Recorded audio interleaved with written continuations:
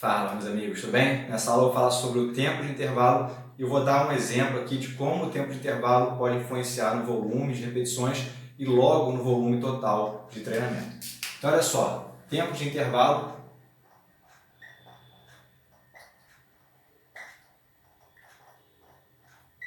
que é o tempo que a gente vai oferecer de descanso entre as séries, tá? E aí nas outras aulas eu falei para vocês que esse tempo de intervalo depende do seu objetivo.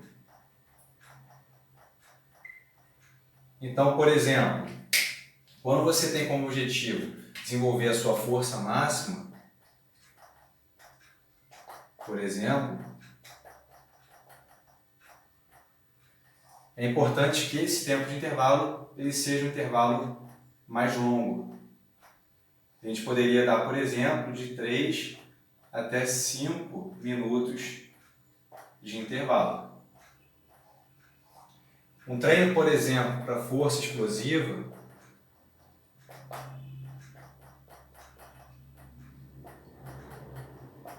você também poderia dar um tempo de intervalo mais longo. Por quê? Tá? E você poderia dar também, por exemplo, de 3 a 5 minutos de intervalo. Por que precisaria ser mais longo aqui também para a força explosiva e também para a força máxima? Primeiro, a força máxima, você desenvolver a sua força máxima, ela é extremamente, por exemplo, dependente da carga que você utiliza, ou seja, da quilagem.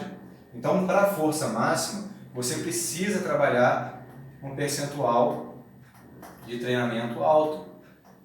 Então, 80% de um RM, tá? 90% de um RM. Então, para que você consiga manter essa intensidade, você precisa oferecer um tempo de intervalo alto.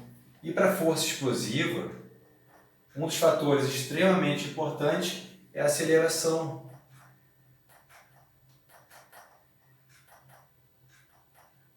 Ou a velocidade desse movimento.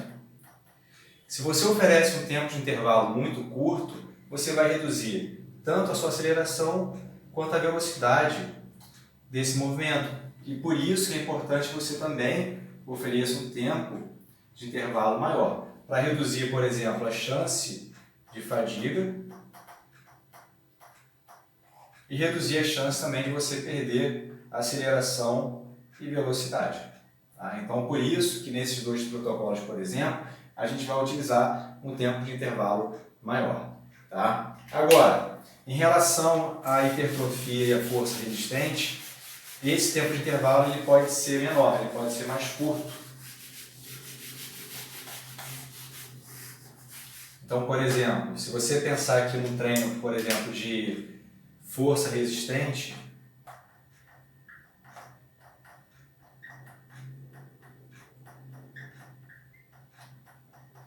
esse tempo de intervalo ele pode ser mais curto. Ele pode ser um intervalo mais curto. E aí, nesse caso, por dois fatores. A intensidade que você vai treinar vai ser uma intensidade menor. Então, você vai treinar em torno de 60% de um RM. Vai treinar em torno de 65% de um RM. 70% de um RM.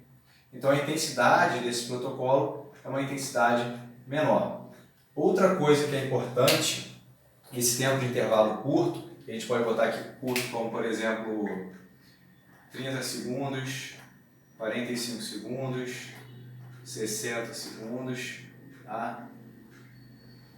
É importante que esse tempo de intervalo seja mais curto, porque para a força resistente é importante você gerar fadiga. Ao contrário, por exemplo, de um protocolo de força máxima e de um protocolo de força explosiva. Para a força resistente, a fadiga é importante. Então, quando você desenvolve, por exemplo, um treino de força resistente, o seu objetivo é justamente esse, aumentar a tolerância ao esforço, ou seja, tornar esse cara mais resistente. E para isso, você tem que levar ele para um estado de fadiga. E quando você fala de fadiga, você vai falar, por exemplo, de depressão das reservas energéticas.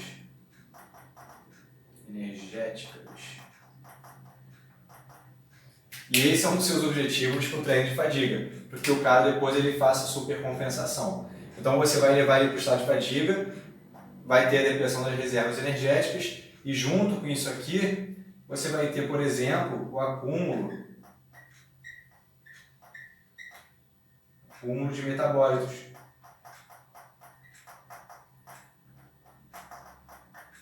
E você vai ter um maior estresse metabólico.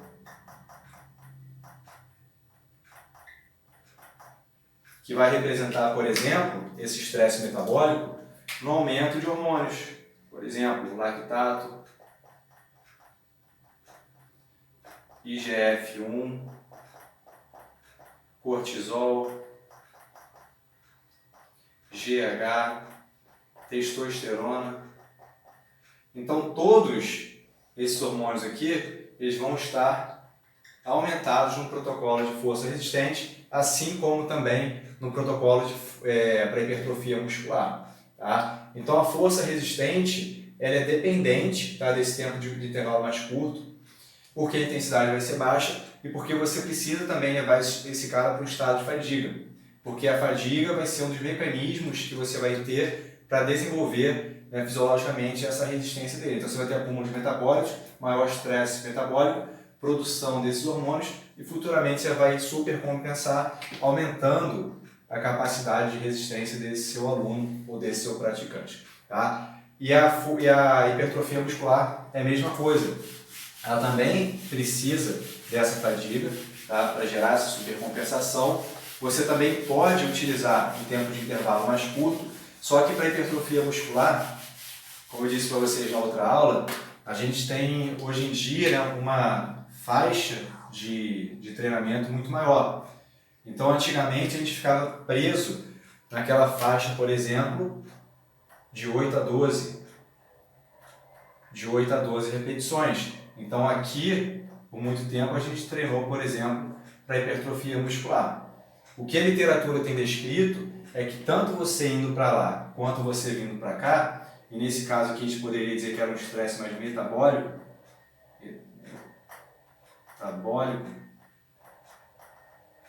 e para cá um pouco mais tensional, porque aqui a intensidade vai ser menor, e aqui a intensidade ela vai ser maior. Então a literatura tem descrito que às vezes você pode treinar nessa faixa, ou por exemplo, nessa faixa de maior volume de repetições ou um volume de menor repetições. Assim como você também pode associar essas duas faixas. Você pode treinar tanto com menor intensidade, maior volume de repetições, quanto também você pode treinar com uma maior intensidade e um menor volume de repetições. Assim como também você pode utilizar essa faixa que foi descrita de 8 a 12 repetições, porque teoricamente você tem um bom estresse metabólico, como também tem um bom estresse tensional, que aqui você vai estar numa faixa, aí, por exemplo, de 75% mais ou menos aí do seu percentual de 1RM. Então você também vai ter esse estresse metabólico e o estresse tensional. E aí quando você pensa no tempo de intervalo, por exemplo, às vezes vai poder ser um tempo de intervalo um pouco mais longo ou o tempo de intervalo um pouco mais curto, porque vai depender de como você vai manipular as suas variáveis do treinamento.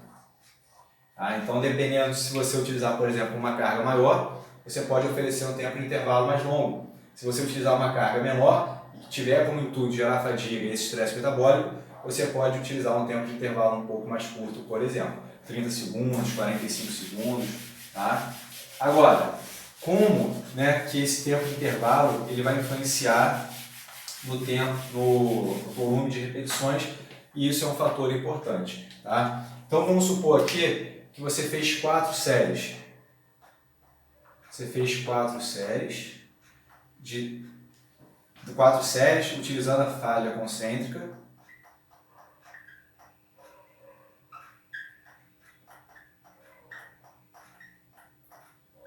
E na primeira série, você fez 10 repetições máximas. Então, na primeira série, utilizando a falha concêntrica, você fez 10 repetições máximas. Será que eu conseguiria repetir essas 10 repetições máximas nas séries seguintes, por exemplo, utilizando um tempo de intervalo de 45 segundos e fazendo a falha concêntrica? Será que eu conseguiria fazer, por exemplo, 10 repetições aqui em todas elas, utilizando um tempo de intervalo de 45 segundos e utilizando também a falha concêntrica?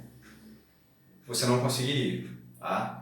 Então, provavelmente, você teria aqui uma queda do número de repetições se você fizesse com 45 segundos e utilizando a falha concêntrica. Então, vamos supor que aqui você poderia cair, por exemplo, para 8 repetições máximas, aqui 6 repetições máximas e aqui 5 repetições máximas. Então, basicamente, seria isso aqui, ó.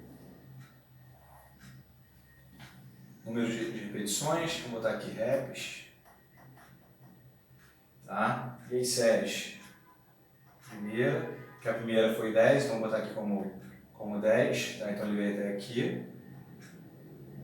A segunda foi 8, então vou botar que ele veio até aqui.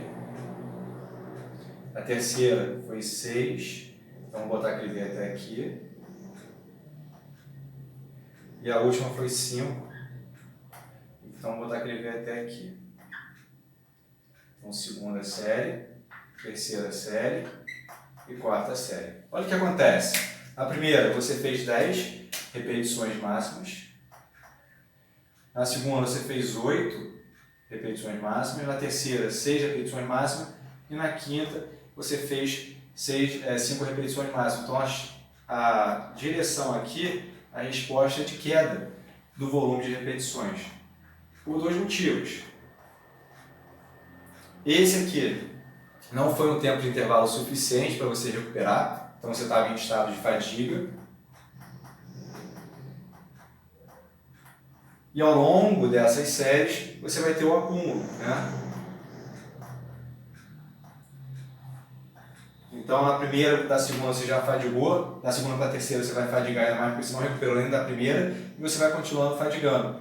Então, a resposta aqui vai ser de queda.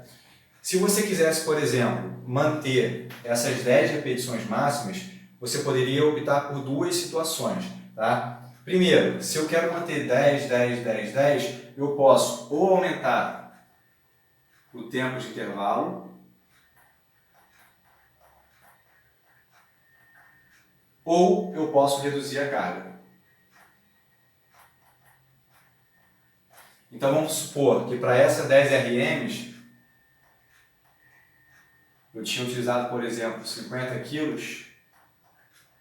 Eu sei que se eu der 45 segundos de descanso, eu não vou conseguir manter essas 10 repetições com 50 quilos. O que eu posso fazer para a segunda série é reduzir. Então, vou botar, por exemplo, 45 quilos para tentar manter essas 10 repetições.